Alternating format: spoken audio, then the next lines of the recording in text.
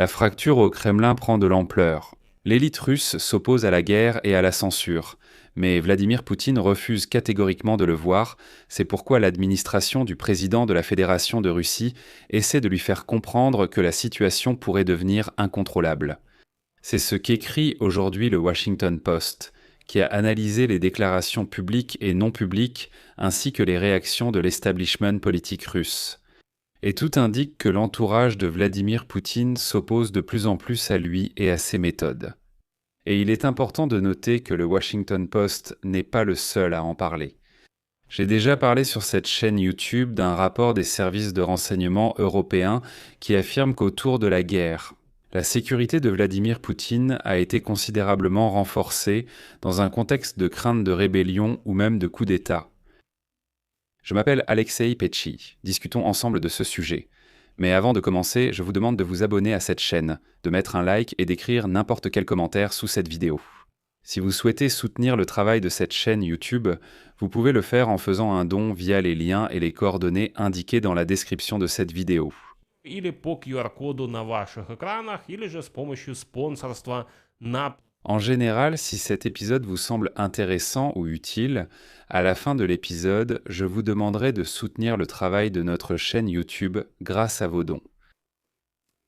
Le Washington Post écrit aujourd'hui qu'une vraie division existe au Kremlin, avec des signes croissants de fracture parmi ses plus hauts dirigeants. Les responsables sont mécontents de la guerre contre l'Ukraine, des problèmes économiques et du renforcement des restrictions, notamment sur Internet. Et voici que le Washington Post donne immédiatement un exemple. Lorsque l'ancien avocat russe et propagandiste Prozed Ilya Remeslo s'est opposé pour la première fois à Vladimir Poutine en mars de cette année, déclarant publiquement que le président russe devait démissionner et être tenu pour responsable.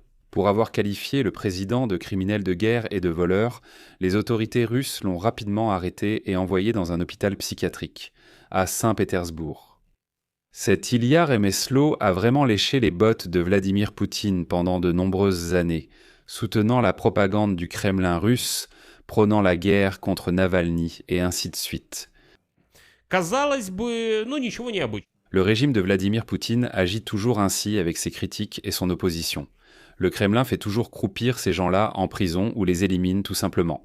Ilya Remeslo a été envoyé dans un hôpital psychiatrique, mais soudain, quelque chose d'inhabituel s'est produit. Le propagandiste Remeslo a été libéré après 30 jours, et voilà que cet Ilya Remeslo déclare qu'il restera en Russie et continuera la lutte publique contre Vladimir Poutine. Je vais maintenant citer le Washington Post. À mesure que des fissures apparaissent au sein de l'élite russe en raison de la guerre contre l'Ukraine, de la détérioration de l'économie russe et des restrictions répressives, y compris les limitations d'accès à Internet.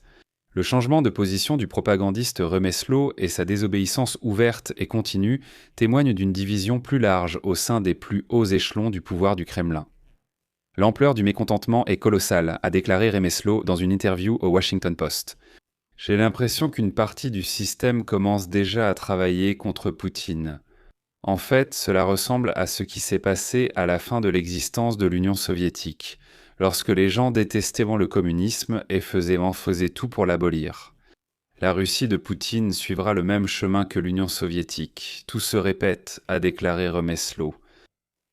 Et il convient d'ajouter ici que, selon les données de la société sociologique d'État VT-Siom, ces dernières 2 semaines, le taux d'approbation de Poutine est tombé à son niveau le plus bas, depuis que la Russie a lancé son invasion à grande échelle de l'Ukraine en février 2022. Et, fait intéressant, après cette information, VT-Siom n'a pas publié de données sur la cote de popularité de Vladimir Poutine pendant 2 semaines. Il est probable que nous ne reverrons jamais ces cotes de popularité. Et là, le Washington Post écrit qu'en réalité, derrière le propagandiste Ilya Remeslo, il y a en réalité Sergueï Kirienko. C'est le premier adjoint technocrate du chef du Kremlin, supervisant l'appareil politique russe. Et cette faction dirigée par Kirienko est entrée en conflit ouvert avec le service fédéral de sécurité, le FSB, où Vladimir Poutine a fait sa carrière. On suppose que ce sont précisément les services spéciaux qui sont derrière le blocage d'Internet en Russie, craignant que cela puisse être utilisé pour poursuivre Poutine et mobiliser l'opposition anti-gouvernementale. Cependant, cela a déjà suscité des protestations. Et le Washington Post, citant les propos du propagandiste Remeslo, écrit que le FSB et, séparément, l'aile politique de l'administration Poutine sont en état de conflit sérieux.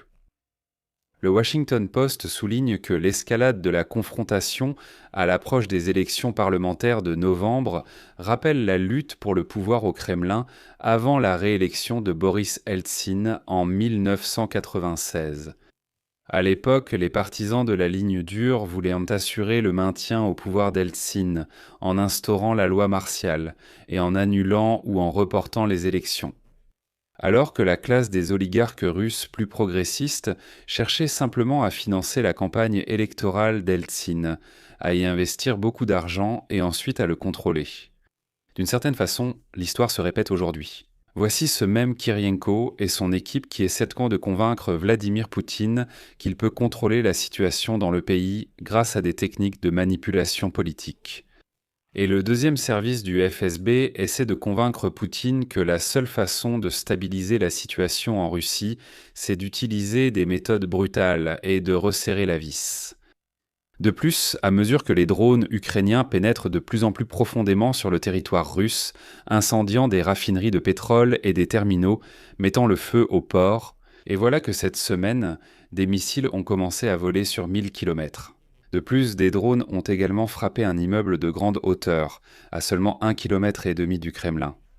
Dans ce contexte, l'inquiétude publique grandit, et il semble que Poutine renforce ses mesures de sécurité personnelle. Quant aux Russes, ils s'en fichent, bien sûr. Selon un rapport de l'Agence européenne de renseignement, le service fédéral de protection de Vladimir Poutine a considérablement renforcé les mesures de sécurité autour du président depuis début mars. Apparemment, ils craignent que Vladimir Poutine puisse devenir la cible d'une attaque de drones, y compris de la part de membres de l'élite russe. Ils craignent qu'une attaque de drone puisse simplement être présentée comme ukrainienne, alors qu'en réalité, elle serait menée par les élites politiques à l'intérieur de la Russie. Selon un rapport des services de renseignement européens, le service fédéral de protection a renforcé les contrôles de sécurité pour les personnes qui rendent visite à Poutine, et il est interdit à ceux qui travaillent avec lui d'utiliser des téléphones portables connectés à Internet ou de prendre les transports en commun. Il y est également indiqué que Vladimir Poutine dirige de plus en plus la Russie depuis un système isolé de bunkers souterrains et qu'il a récemment réduit le nombre de ses apparitions publiques. Les coupures périodiques des systèmes de communication à Moscou sont en partie liées aux préoccupations de Vladimir Poutine concernant la sécurité. En décembre, après l'assassinat du haut gradé russe Fanil Sarvarov, des critiques mutuelles ont éclaté concernant l'échec des mesures de sécurité. Le rapport du renseignement européen mentionne également l'ancien ministre de la Défense de la Russie, Sergueï Shoïgu, qui occupe désormais le poste de secrétaire du Conseil de sécurité nationale de la Fédération de Russie. Il est indiqué que le Kremlin le surveille particulièrement, car il exerce une influence considérable sur le commandement militaire et est associé à un risque de tentative de coup d'État. L'essentiel est celui que pratiquement tout l'entourage de Shoïgu, accusé de corruption, a été arrêté.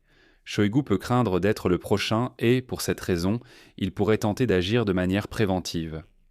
Cependant, pour conclure cette édition, je dirais qu'il n'est pas exclu que le Kremlin utilise ce même propagandiste, Ilya Remeslo, pour créer l'illusion d'une opposition en Russie. Mais en réalité, il n'est aucun homme de paille du Kremlin lui-même. Je m'arrête ici, partagez vos avis et conclusions en commentaire sous cette émission. Et si vous souhaitez soutenir le travail de cette chaîne YouTube, vous pouvez le faire via un don ou un abonnement payant en utilisant les liens et les coordonnées dans la description de cette vidéo ou via le QR code affiché à l'écran. Je vous serai reconnaissant pour tout soutien de votre part. De plus, abonnez-vous à ma chaîne Telegram Petchy News, le lien se trouve dans la description de cette vidéo. C'est tout pour aujourd'hui. Prenez soin de vous. À bientôt.